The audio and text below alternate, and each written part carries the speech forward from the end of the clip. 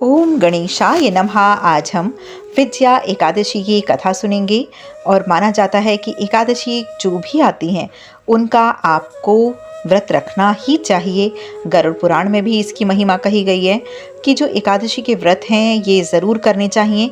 इससे हमारे पापों का भी शमन होता है और साथ साथ हमारी जो आध्यात्मिक शक्ति है वो भी बढ़ती है। तो यदि आप भक्ति भाव में आगे जाना चाहते हैं तो आपको ज़रूर ही एकादशी के व्रतों का नियम आपको करना चाहिए और एकादशी के व्रत ज़रूर ही रखने चाहिए। एकादशी के जो व्रत होते हैं वो विष्णु भगवान या श्री कृष्ण भगवान को समर्पित होते हैं, तो इसीलिए उनके पूरे दिन आराधना करने के लिए आप कोई भी इनका मंत्र ले सकते हैं, जैसे कि ओम नमो भगवते वासुदेवाय। आप कोई भी कृष्ण भगवान का मंत्र लेके उसका जाप कर सकते हैं, वो बहुत ही अधिक फलदायी होता है। जो विद्या एकादशी व्रत कथा है ये फागुन कृष्ण एकादशी को आती है और इसकी कथा इस प्रकार है। उससे पहले यदि आपने मेरे चैनल को लाइक शेयर सब्सक्राइब नहीं किया है तो प्लीज़ कर दीजिए और बेल बटन को भी प्लीज़ प्रेस कर दीजिए ताकि आने वाला कोई भी नोटिफिकेशन मिस ना हो सके। धर्मराज युधिष्ठिर बोले कि हे जनार्दन, फागुन मास के कृष्ण पक्ष की एकादशी का क्या नाम है तथा इसकी विधि क्या है, कृपा करके आप मुझको बतलाइए। श्री कृष्ण भगवान बोले कि हे राजन, फागुन मास के कृष्ण पक्ष की एकादशी का नाम विद्या एकादशी है और इस व्रत के प्रभाव से मनुष्य को विजय प्राप्त होती है। यह सब व्रतों में उत्तम व्रत है। इस विद्या एकादशी के महात्म्य के श्रवण व पठन से समस्त पापों का नाश हो जाता है। और एक समय में देव ऋषि नारद जी ने भी जगत पिता ब्रह्मा जी से यह कहा, महाराज आप मुझे फागुन मास के कृष्ण पक्ष की एकादशी का विधान बतलाइए। ब्रह्मा जी कहने लगे कि हे नारद, विद्या एकादशी के व्रत पुराने तथा नए पापों का नाश करने वाले होते हैं। इस विद्या एकादशी की विधि मैंने आज तक किसी से भी नहीं कही है। यह समस्त मनुष्यों को विजय प्रदान करती है।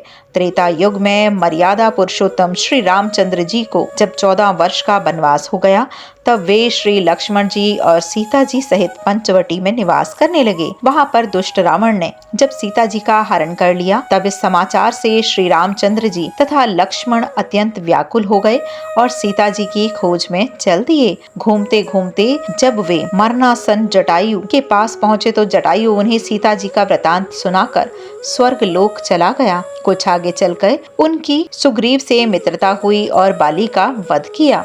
हनुमान जी ने लंका में जाकर सीता जी का पता लगाया और उनसे श्री रामचंद्र जी और सुग्रीव की मित्रता का वर्णन किया। वहां से लौटने पर हनुमान जी ने भगवान राम के पास आकर सब समाचार कहा। श्री रामचंद्र जी ने वानर सेना सुग्रीव सहित सुग्रीव की संपत्ति से लंका को प्रस्थान किया। जब श्री रामचंद्र जी समुद्र के किनारे पहुंचे तब उन्होंने मगरमच्छ आदि से युक्त उस अगाध समुद्र को देखकर लक्ष्मण जी से कहा कि इस समुद्र को हम किस प्रकार से पार करेंगे।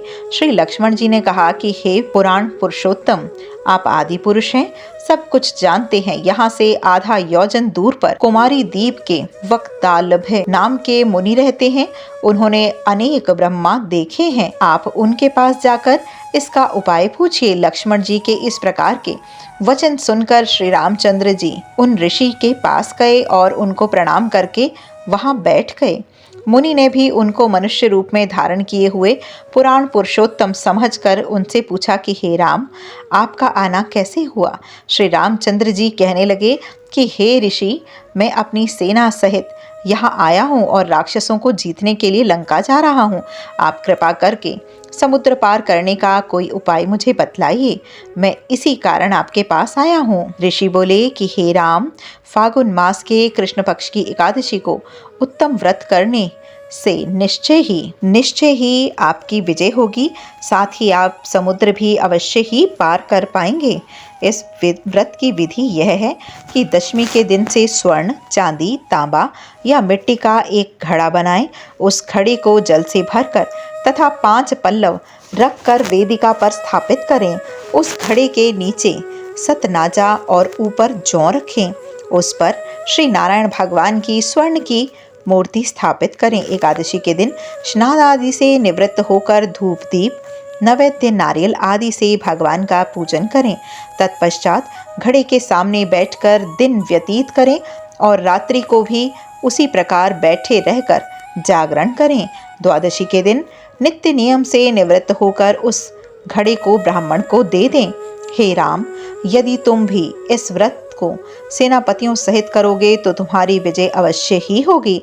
श्री रामचंद्र जी ने ऋषि के कथानुसार इस व्रत को किया और उनके प्रभाव से दैत्यों पर विजय प्राप्त की।